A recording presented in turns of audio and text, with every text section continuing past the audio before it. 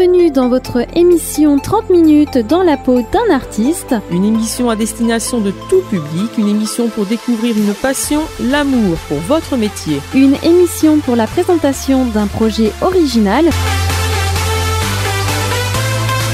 30 minutes dans la peau d'un artiste. Sur le 106.3 FM et sur le www.ram72.net. Jusqu'au dimanche 3 octobre, exposition au manoir de Bernay sur la commune de Montreuil-le-Chétif. Nous avons plaisir à recevoir au studio de Radio Alpes-Mancel Edwige Le Siour, donc photographe d'art installée sur cette même commune à Montreuil-le-Chétif. Bonjour. Bonjour. Alors pouvez-vous tout d'abord peut-être nous présenter cet élément du patrimoine local, le manoir de Bernay? Oui, alors le manoir de Bernay, c'est une propriété privée appartenant à monsieur et madame Gros.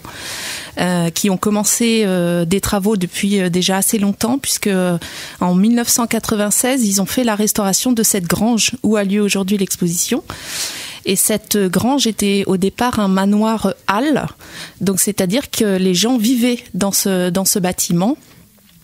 Et c'est au cours de la guerre de 100 ans que le bâtiment a brûlé et il a été reconstruit un petit peu plus petit que ce qu'il était à l'époque et il a changé d'habilitation. Il est devenu donc une grange, simplement une grange, et c'est à cette époque-là, donc vers 1480 je crois, que le manoir actuel, le grand manoir actuel a été construit. Donc une grange restaurée par les monuments historiques et donc mise à disposition, donc semble-t-il, notamment aux artistes. Voilà. Est-ce qu'on peut déjà le situer, ce manoir ? Alors le manoir, c'est à environ 2 km du bourg de Montreuil-le-Chétif quand on va direction Ségris. Voilà, dans la campagne, il est dans un écrin de nature au bord de la forêt. Donc cette exposition, quand la courbe appelle le féminin, quatuor d'artistes. Alors Edwige Le Siour, on vous avait rencontré il y a quelques années pour partager votre projet Antro, une série de photographies d'art qui avait également donné naissance à un ouvrage. Oui. Là, vous venez aujourd'hui en studio, vous apportez le numéro 2 de cette série. Donc justement, est-ce qu'on peut parler de cette démarche artistique ? Oui, alors l'eau, c'est un sujet que j'ai travaillé pendant 4 ans. De 2016 à 2020 et donc j'avais écrit un premier tome, une première monographie donc consacrée à ce travail et là j'ai eu envie au fur et à mesure des expositions et des rencontres avec les gens, j'ai eu envie de faire un deuxième tome pour aller plus loin dans cette présentation et aller plus loin dans le partage de ce que ça m'avait procuré comme émotion et comme évolution, je dirais, intérieure par rapport à ce travail sur les gouttes d'eau dans la nature. Donc le deuxième tome, effectivement, il est tout juste né. Voilà, il est. On peut dire un petit peu comment il se présente et puis le travail que ça a demandé. Alors j'ai travaillé environ 1 an sur la rédaction et la présentation de ce deuxième tome. Je l'ai intitulé Univers, océan, mer, avec le sous-titre Et si l'eau résonner en nos cœurs du fond de l'univers. Alors je mets beaucoup de poésie effectivement dans ce deuxième tome. Donc c'est un ouvrage de 96 pages avec 80 photos à l'intérieur et environ 12 pages de texte. Et l'intention, le contenu, c'est de montrer le lien qu'il y a entre cette eau dans la nature, sa lumière, sa vibration, sa poésie et notre propre monde intérieur d'émotions. Voilà. Et donc voilà vos inspirations, donc vous les puisez au plus profond de la nature et vous partagez également donc cette passion avec d'autres artistes sur cette exposition que vous proposez au manoir de Bernay. On parle de 3 femmes, 3 artistes, 3 sensibilités justement et un pianiste. Alors est-ce qu'on peut parler de ces différentes rencontres ? Oui. Alors la première rencontre s'est faite avec Estelle Dupen, qui est artiste céramiste installée dans le Loir-et-Cher, que j'avais rencontrée en 2018 lors d'une exposition sur les gouttes d'eau. Et elle m'a contactée en 2020, seulement 2020, pour me proposer qu'on fasse une exposition ensemble, parce qu'elle-même, elle avait été touchée par le travail sur l'eau, parce que l'élément eau lui est très proche, très familier, très important pour elle. Cet univers de la rondeur, elle le travaillait déjà dans ses céramiques. Et voilà, elle m'a proposé qu'on fasse quelque chose ensemble. Donc pendant toute l'année, la première année en fait de confinement et de crise sanitaire, ça a été très porteur pour l'une et pour l'autre, parce qu'on s'est concentré sur cette création qui nous était possible d'avoir malgré le contexte difficile, voilà, dans l'impossibilité d'exposer et de travailler de manière ordinaire. Voilà, ça nous a en fait guidé et porté de se réunir et de faire quelque chose ensemble, d'avoir en fait des projets pour la suite. Voilà, de ne pas attendre et de travailler déjà quelque chose. Et une autre artiste vous a rejoint donc plus récemment dans ce projet. Voilà, donc avec Estelle Dupen, on a déjà exposé toutes les deux fois, en juin et en juillet. Et pour la 3e exposition, là au manoir de Bernay, je trouvais ça intéressant qu'une 3e artiste se joigne à nous.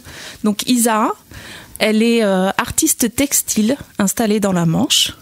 Je l'avais rencontrée très succinctement lors d'un festival dans la Manche, à côté de Coutances. Et par la suite, je suivais ses créations et son travail par Facebook. Et j'ai fait la même chose que ce que Estelle avait fait 1 an auparavant. Voilà, j'ai contacté Isa et je lui ai dit voilà, on aurait envie qu'une 3e personne se joigne à nous. Et on pense à toi parce que tu as cet univers commun au nôtre et en même temps différent. C'est-à-dire que toutes les 3, on se retrouve sur ce thème de la nature, de la sensibilité féminine. Et Isa, elle proposait quelque chose, donc l'art textile, elle travaille la dentelle, le tissage, la couture, et elle raconte des histoires par des tentures. Voilà. Donc c'était très, très chouette en fait de faire cette rencontre-là et de se lier toutes les 3 dans ce projet. Donc une exposition que vous avez intitulée Quand la courbe appelle le féminin. Donc je pense qu'on a déjà les explications, mais voilà, est-ce qu'on peut expliquer ce titre, hein? Oui. Alors l'idée de courbe, c'est cet univers sphérique de l'eau, mais c'est aussi ces courbes féminines, effectivement. Et c'est pas que la courbe physique, c'est le tempérament. Alors, c'est délicat parce qu'il y a toujours un petit peu le débat sous-jacent de se dire que une femme n'est pas forcément de ce tempérament-là et un homme, à l'inverse, peut avoir ce tempérament qu'on dit féminin.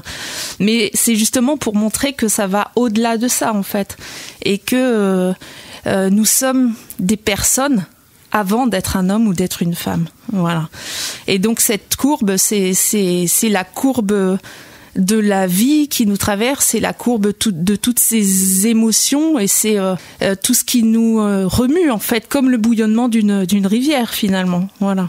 Alors comment se présente cette exposition donc, que l'on peut retrouver dans cette grange du manoir de Bernay? Comment est-ce qu'on peut la présenter, cette exposition?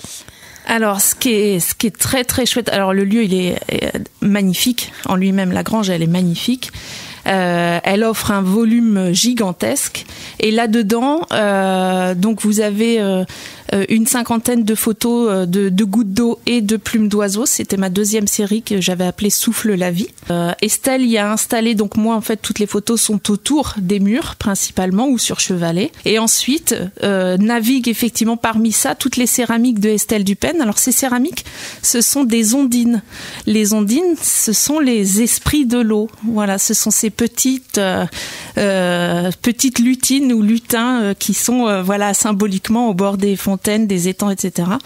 Donc elle a disposé tout au long de l'exposition ces ondines qui portent chacune un prénom et un message particulier, voilà, qu'elle a gravé dans la terre. Et vous avez aussi donc les tentures textiles de Isa et tout ça se mélange en fait. C'est vraiment une navigation. Ce n'est pas 3 travaux distincts les uns des autres. C'est vraiment naviguer entre tout ça, quoi. On y apporte une touche supplémentaire, une touche musicale, justement avec l'artiste Yann Pétillon. On peut parler de cette collaboration? Voilà, alors Yann Pétillon, je l'ai rencontré au printemps dernier. C'est un pianiste qui est installé à Sillé-Guillaume. Et voilà, de notre rencontre, j'ai pressenti, parce que je ne connaissais pas du tout sa musique, mais j'ai pressenti qu'il avait cette sensibilité et cette féminité en lui, parce qu'il est compositeur. Donc, et monsieur et madame Gros sont très très amateurs à la fois d'art et de musique. Et donc j'ai proposé à monsieur Gros, je lui ai demandé dans quelle mesure il était possible d'installer un piano, donc un quart de queue Yamaha, un très très grand piano, dans la grange, ce que monsieur Gros effectivement a réalisé à ses frais, donc je le remercie encore. Et Yann Pétillon a eu donc l'occasion tout le week-end dernier de proposer cette musique. Alors c'était plus qu'un accompagnement à l'exposition, parce que il y avait des moments de récital qui lui étaient vraiment dédiés, et je pense qu'il a eu un grand plaisir à jouer sur ce piano, et que les gens qui venaient découvrir l'exposition ont eu la surprise aussi de cet événement musical. Donc cette exposition, on peut la découvrir jusqu'au 3 octobre, dimanche 3 octobre. Il y a des temps de rencontre de prévus avec le visiteur. Voilà, alors l'ouverture, c'est chaque samedi et chaque dimanche de 10h à 18h. Le week-end qui arrive, le week-end prochain, je vais être seule en permanence parce qu'Estelle Dupin est sur un autre événement dans le Loir-et-Cher. Et Isa, venant de la Manche, se faisait un petit peu trop loin pour venir à chaque fois. Mais par contre, elles deux, donc on sera toutes les trois à nouveau réunies pour le dernier week-end. Donc le samedi 2 et le dimanche 3 octobre. Et là, effectivement, c'est de la rencontre. C'est vraiment... elles sont là à journée continue, de 10h à 18h, et très ouvertes sur l'échange et la rencontre avec les gens qui se questionnent sur ce qui est présenté. Et voilà. Donc une rencontre, est-ce qu'on peut aussi, si on a un petit coup de cœur, acquérir certaines œuvres qui sont exposées ? Oui, tout à fait. Nous sommes toutes les trois professionnels, donc nous travaillons effectivement et nous vendons toutes les œuvres qui sont présentées. Et je suppose également que vous pourrez dédicacer donc cet ouvrage numéro 2 de Antro. Voilà.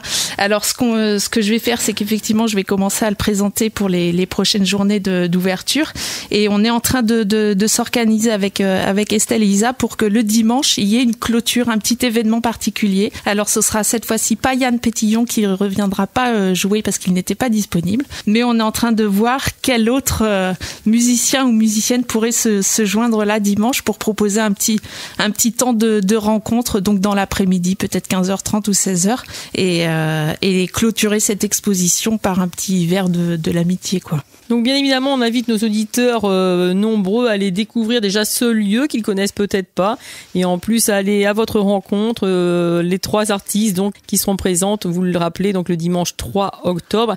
Avez-vous quelque chose à ajouter pour leur donner envie d'aller à votre rencontre ? Qu'il faut profiter d'un événement comme ça, non seulement qu'un manoir privé soit ouvert. Voilà, c'est bénéficier de la générosité de monsieur et madame Gros qui ouvrent leur lieu. Donc profiter de ce moment-là, et de profiter aussi de cette exposition qui est effectivement exceptionnelle, parce que les femmes dans l'art, en fait, il y en a pas tant que ça. Je rappelais ce matin à quelqu'un qu'il y a que seulement 8% de femmes photographes professionnelles. Encore aujourd'hui. Donc ça mérite d'être souligné, et donc d'aller voir des artistes qui sont... souvent l'idée d'artiste, c'est se dire... certaines personnes peuvent se dire c'est pas pour nous, ou on comprend rien à l'art. Mais l'art n'est pas une question de compréhension, l'art est une question de sensibilité, et que ça, tout le monde l'a. Tout le monde a la sensibilité pour aller découvrir le travail, et en même temps découvrir la personne qui l'a faite. Et vous en parlez très bien, on vous félicite, et puis belle exposition. Merci beaucoup. Au revoir. Au revoir.